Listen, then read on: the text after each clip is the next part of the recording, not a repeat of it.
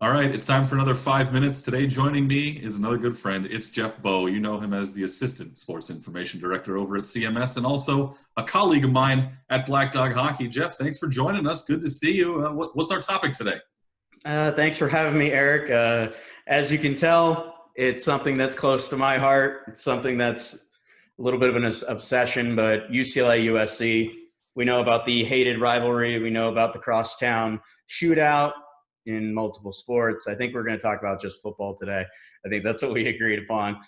But I've seen more baseball and basketball as of late, so maybe we'll touch on that a little bit too. But, over the history, I've been to probably about, divide 29 by 2?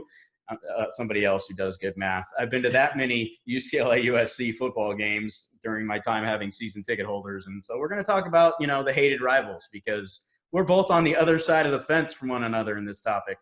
Yeah, that's true. It's amazing we get along. Clearly, I'm unprepared as far as my wardrobe is concerned, but let's go ahead and do this. It's 5 minutes. We're going to talk SC UCLA football.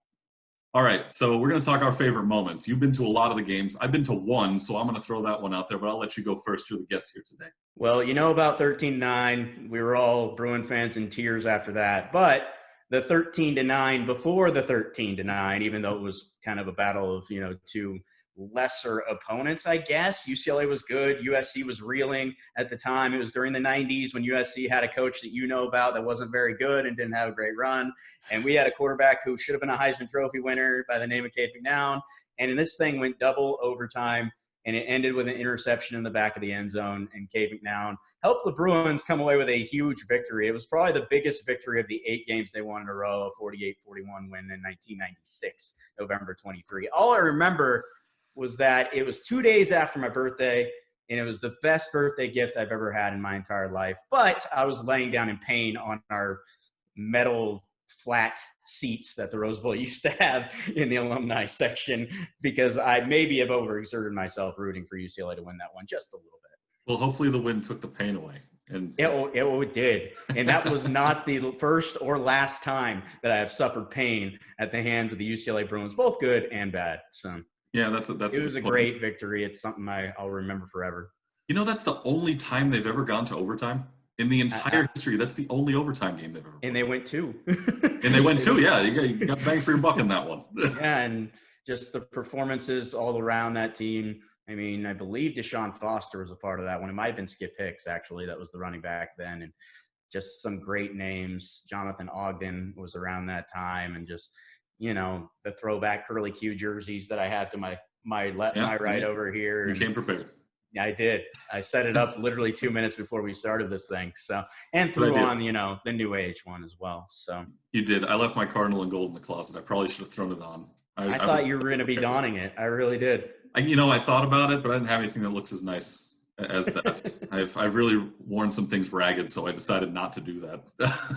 That seems to be a consistent problem with USC logos to, have things that don't look as good as UCLA. But there it is. The first shot thrown here, and he knows he only has 5 minutes. I'm glad he got one in right around the halfway point.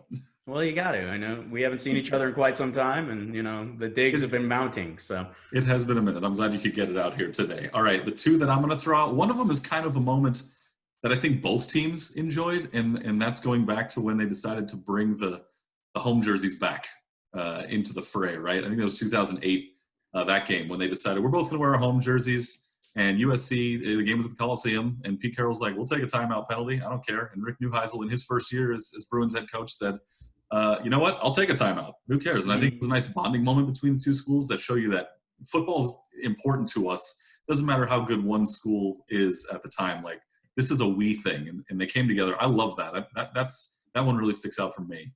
At the time when they decided to do that, I wasn't happy.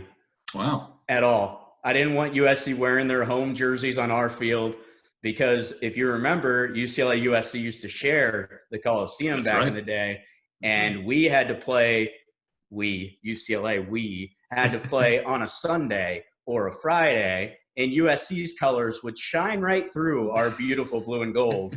And so we didn't enjoy feeling like we were guests in our own home stadium. So I thought, oh, great, now they get to wear their jerseys in our stadium again. But over the years, like you said, it's really been a good sportsmanship thing, and it's brought LA together. I think it's kind of lessened the rivalry to a certain extent. People don't hate each other as much as they used to in this UCLA USC rivalry, and everything it's because they just have that mutual respect, and I think the jerseys had a little bit to do with it. So okay. I really do.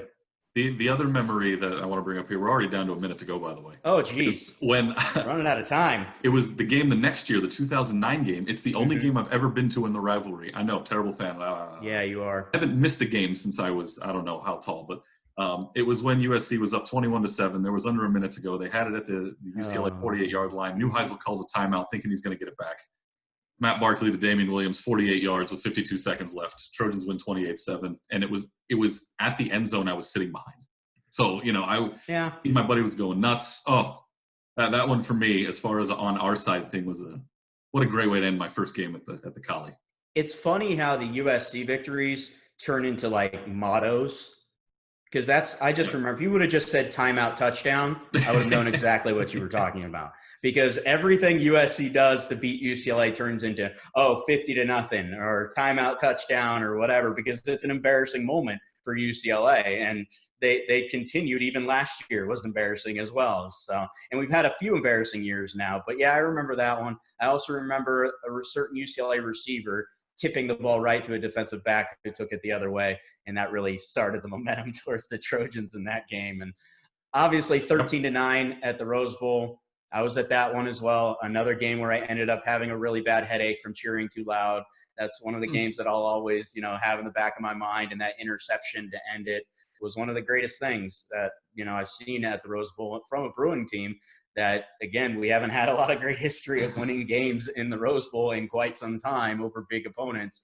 And that was a huge victory over a very good USC team at the time. So a little depleted, but still very good. And that was, and then Brent Huntley came along and, he did very well against USC and made us feel very good about ourselves for a few years. So. Well, there you go. And this has been a very special edition of 6 Minutes. We're done? With Jeff Bowe. That's it? 6 minutes. Oh, my gosh. Yeah. Well, I feel like we need at least 4 more minutes. Oh, Jeff Bowe, thanks so much for joining us. We'll see you next time. Thanks for having me, Eric.